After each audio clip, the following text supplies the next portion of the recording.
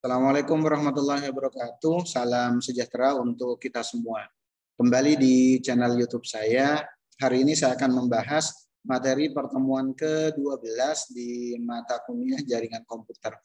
Untuk materi pertemuan ke-12 ini, saya akan membahas salah satu perangkat yang ada di jaringan komputer yang lumayan banyak penggunaannya, yaitu perangkat tersebut adalah switch. Untuk pembahasan di materi pertemuan ke-12 ini, ada beberapa pembahasan yang nantinya akan saya bahas, mulai dari konsep switch itu sendiri apa, selanjutnya fungsi perangkat switch, selanjutnya jenis-jenis switch yang ada di sekitar kita tergantung fungsi yang kita inginkan itu seperti apa.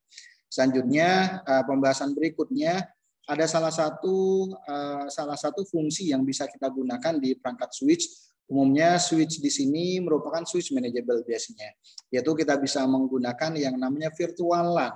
Dan berikutnya cara kerjanya seperti apa di virtual LAN itu sendiri. Terakhir nanti saya akan bahas tentang salah satu fitur yang ada di switch selain dari virtual LAN di perangkat switch tersebut. Nanti kita bisa menggunakan yang namanya fitur VLAN trunking. Ini kurang lebih pembahasan di materi pertemuan ke-12 ini. Tentang perangkat switch di sini merupakan sebuah komponen jaringan komputer yang berfungsi menghubungkan beberapa perangkat komputer supaya bisa melakukan pertukaran paket, baik itu menerima ataupun contohnya memproses serta meneruskan data menuju perangkat yang lainnya. Jadi fungsi switch itu sendiri merupakan penghubung antara device-device yang ada di jaringan komputer, baik itu end device ataupun device yang lainnya. Contohnya seperti router, atau contohnya seperti switch itu sendiri, atau contohnya access point, atau seperti end device seperti PC atau komputer, ataupun seperti perangkat seperti laptop.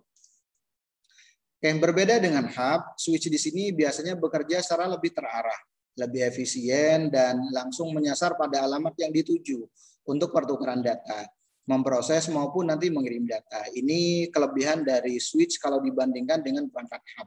Selain itu, switch juga mampu mendeteksi tujuan data dan mencegah adanya tabrakan atau yang biasa disebut dengan collision data ketika data nanti dikirim. Ini keunggulan dari perangkat switch kalau dibandingkan dengan perangkat yang lainnya, contohnya seperti hub.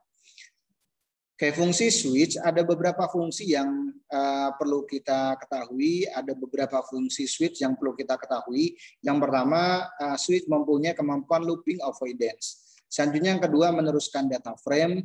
Yang ketiga, address learning. Ini beberapa fungsi dari switch.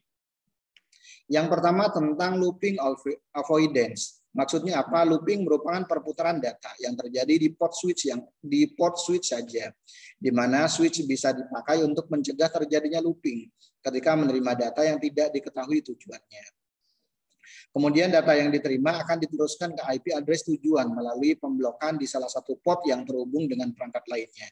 Ini merupakan fungsi switch yang masuk dalam kategori looping avoidance. Yang kedua, meneruskan data frame. Switch juga dipergunakan untuk menyaring dan meneruskan data frame ke alamat yang sedang dituju. Selain mengirimkan data ke alamat tujuan, penerusan data frame juga akan dilanjutkan ke alamat MAC dan port tertentu, MAC address ataupun ke port tertentu. Hal ini dapat mengurangi adanya peristiwa tabrakan saat proses pengiriman data. Ini fungsi switch yang kedua, yaitu meneruskan data frame. Yang ketiga, fungsi dari switch adalah address learning. Maksudnya apa? Address learning pada switch berfungsi mencatat alamat MAC address antar perangkat jaringan yang sedang terhubung. Saat switch sedang proses menerima data, maka switch juga melakukan pencatatan MAC address dari pengirim sekaligus mempelajari kemana arah data tersebut akan dikirim. Ini fungsi dari switch yang ketiga, yaitu address learning. Untuk beberapa switch yang ada di sekitar kita, ada beberapa jenis perangkat switch yang ada di sekitar kita. Secara garis besar, kalau dilihat dari segi fungsi dasarnya, switch dibedakan menjadi dua jenis. Yang pertama ada switch unmanageable, yang kedua ada yang namanya switch manageable. Perbedaannya di mana? Perbedaan antara yang manageable dan unmanageable. Switch manageable merupakan jenis switch yang memiliki fitur yang handal, yang mampu mendukung kinerja switch dalam suatu jaringan komputer. Switch unmanageable hanya memiliki kemampuan untuk meneruskan data saja dan tidak dapat melakukan pengaturan yang ada di switch tersebut. Contohnya kalau yang di switch manageable bisa ada fitur contohnya virtual LAN, ada yang namanya trunking dan yang lain-lainnya. Oke, perbedaan antara switch manageable dan unmanageable tentunya yang pertama simple. Switch unmanageable umumnya dapat langsung dipakai, tidak bisa dikonfigurasi dalam artian plug and play. Sedangkan switch manageable bisa dikonfigurasi karena umumnya memiliki IP address. Jadi untuk yang switch unmanageable penggunaannya cukup langsung dihubungkan port yang ada dengan kabel jaringan, selanjutnya nanti tinggal dimasukkan ke end device-nya. Sedangkan untuk yang khususnya untuk yang switch manageable, di samping dia punya kemampuan unmanageable, switch unmanageable, switch manageable pun bisa melakukan konfigurasi. Kenapa? Karena pada prinsipnya switch tersebut nanti memiliki IP address. Yang kedua, harga. Kalau dilihat dari harga, switch unmanageable umumnya lebih murah kalau dibandingkan dengan yang switch manageable. Ini kalau dilihat dari dua perbandingan ini, instan dan harga. Contoh switch unmanageable, contohnya di beberapa perangkat, contohnya dari provider TP-Link, contohnya ada yang bentuknya 5 port, ada yang 8 port, ada yang contohnya 24 port contohnya di beberapa merek yang ada. Sedangkan untuk yang switch manageable, contohnya seperti merek-merek Cisco, contohnya di sini sampai ada yang 48 port, ada yang 24 port, ada 16 port dan yang lain-lainnya. Contohnya di sini ini ada tambahan lagi, ada tambahannya 2 port berarti 50 port ya. Gigabyte Smart Plus Switch Manageable, contohnya yang Cisco merek SG220. Ini jumlah portnya contohnya. Selanjutnya ini D-Link DS 1210 yang ada 24 port. Ini contohnya. Ini 1 2 3 4 8 8 8 dan ini ada 4 lagi. Oke, selanjutnya ada Ubiquiti contohnya dari provider lain selain dari Switch, dari Cisco, selanjutnya ada D-Link, ada contohnya Ubiquiti ataupun dari provider yang lainnya contohnya seperti merek contohnya TP-Link pun ada yang namanya ada yang namanya switch manageable-nya. Oke, ini contohnya kalau dilihat dari harganya untuk yang unmanageable yang merek contohnya ProLink contohnya yang TP-Link yang menggunakan contohnya 24 port harganya 670.000 contohnya.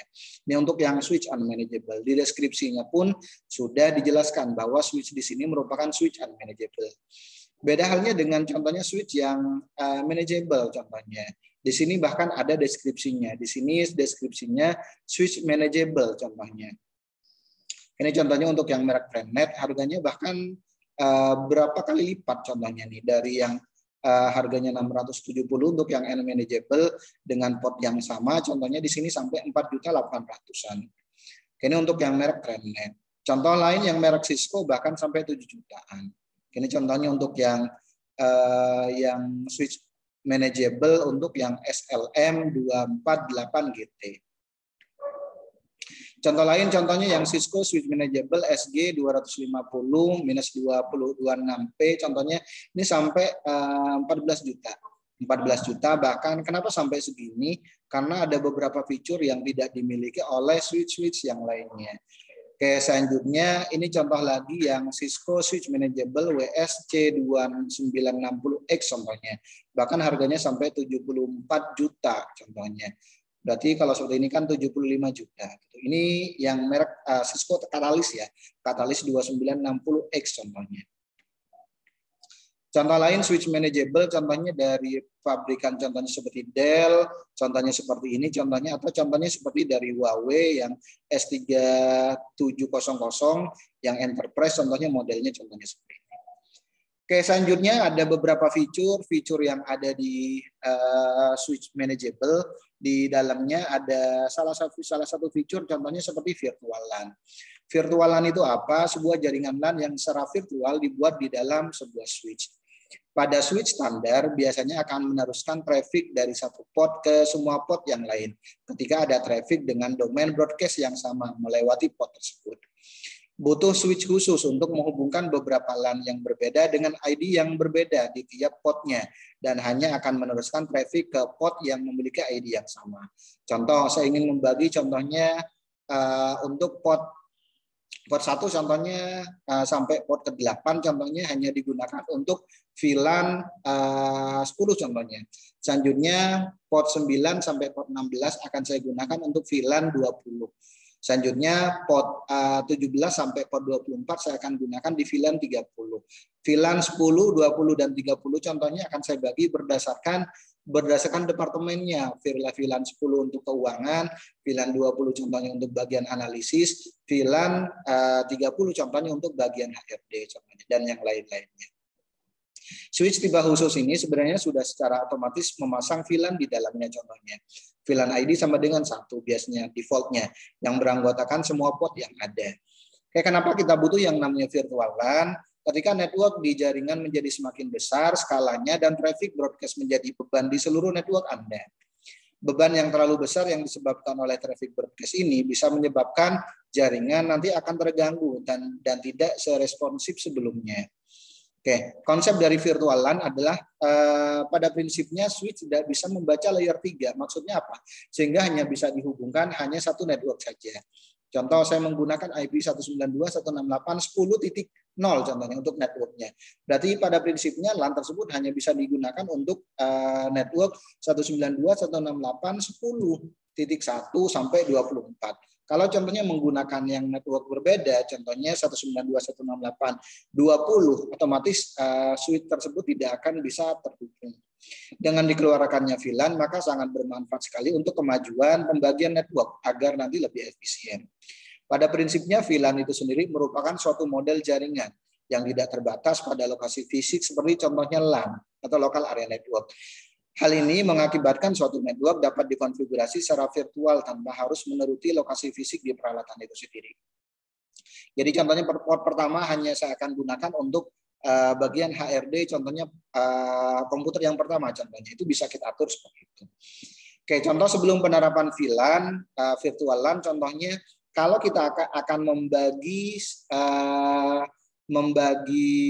jaringan menjadi 3 departemen, menjadi 3 divisi. Contohnya kalau kita tidak menerapkan VLAN, nanti kita butuh 3 perangkat ini, perangkat switch di sini. Contohnya untuk divisi networking, untuk divisi programmer, untuk divisi HRD. Tujuannya untuk apa? Contohnya supaya nanti masing-masing bagian di sini punya privasi masing-masing. Contohnya, ini contohnya. Yang kita lihat adalah yang dari sisi switch itu sendiri.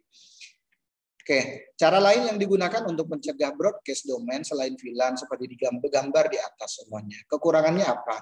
Router hanya menyediakan tiga interface kalau menggunakan seperti ini. Berarti kalau kita menggunakan yang model 3 switch seperti ini, tentunya switch router yang kita miliki minimal kita butuh yang namanya 3 interface. Interface pertama contohnya interface yang pertama contohnya untuk bagian networking, kedua programmer, ketiga untuk bagian HRD. Belum nanti dari ISP-nya. Berarti kan minimal ada 4 port yang harus ada di router itu sendiri.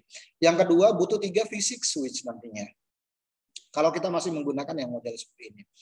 Ya, tapi kalau semuanya kita menggunakan VLAN atau virtual LAN, tentunya yang bisa kita lakukan adalah kita bisa membuat contohnya seperti ini nih.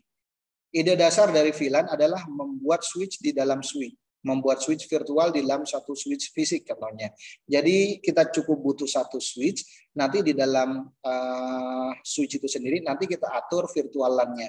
Contohnya VLAN 10, VLAN 20 dan VLAN 30 untuk masing-masing bagian divisi net. Contohnya VLAN 10 untuk bagian networking, 20 untuk programmer, 30-nya nanti untuk bagian HRD. Cukup membuat 3 VLAN, 3 switch virtual, dan 1 switch fisik tentunya yang nantinya bisa kita lakukan. Oke, ini kurang lebih untuk implementasinya. Contohnya yang bisa kita lakukan, gambar ilustrasi VLAN tentunya tidak bisa melihat ketiga switch VLAN tersebut contohnya. Fisiknya memang tidak terlihat, fisiknya terlihat satu, cuma nanti pada waktu kita lihat contohnya dari konfigurasinya nanti kita bisa melihat. Yang dapat dilihat adalah pada konfigurasi switch, yaitu port mana yang menjadi VLAN 10, 20, dan 30. Selanjutnya ada fitur lain yang ada di switch itu sendiri, yaitu trunking. Trunking itu apa? Mekanisme yang digunakan untuk membentuk sebuah internet atau internet yang terdiri dari local area network, virtual LAN, dan web area network. Switch saling berhubung untuk membangun jaringan ini menggunakan konsep dari trunking. Trunking di sini tidak terbatas pada media apapun karena tujuan utamanya adalah memaksimalkan bandwidth yang tersedia di semua jaringan, di semua jenis jaringan. Oke, jaringan Cisco memiliki port trunk dan akses port. Port trunk memungkinkan traffic dilakukan untuk semua virtual LAN atau salah satu dari virtual LAN. Akses port bagaimanapun memungkinkan traffic untuk dibawa ke VLAN yang ditentukan saja. Jadi adalah salah satu fitur yang ada di switch itu sendiri. Pertama yang pabrikan Cisco ada yang namanya akses port. Port trunk menggunakan proses tagging saat membawa data. Maksudnya apa? Setiap tag nanti dicentang oleh switch untuk menganalisis switch mana yang akan menerima traffic. Akses port tidak memiliki tag karena mereka membawa atau mengirim data ke virtual LAN tertentu. Analoginya contohnya seperti apa? Kapan kita menggunakan VLAN, menggunakan tracking? Misalkan ada sebuah gedung yang mempunyai 2 lantai dan masing-masing lantai ada switch-nya. Di satu lantai tersebut mempunyai satu switch, kemudian kita ingin komputer yang ada di lantai 1 bisa terhubung ke komputer yang ada di lantai 2. Oke, pada kondisi seperti ini, trunking nanti akan dibutuhkan. Bagaimana caranya switch yang ada nanti bisa terhubung satu sama lainnya. Jadi switch yang berada di lantai 1 nanti di-trunking ke switch yang ada di lantai 2. Begitu pula sebaliknya. Switch yang ada di lantai 2 nanti akan di-trunking ke switch yang ada di lantai 1. Sederhananya trunking di sini disebut dengan jembatan penghubung antar switch. Ini kurang lebih pembahasan dari materi pertemuan ke-12, di mana materi pertemuan 12 di sini saya sudah bahas tentang switch dan fitur-fitur yang ada di switch. Oke, demikian penjelasan dari materi pertemuan ini. Mohon maaf kalau ada kata-kata yang kurang berkenan. Saya akhiri. Assalamualaikum warahmatullahi wabarakatuh dan salam sehat untuk kita semuanya.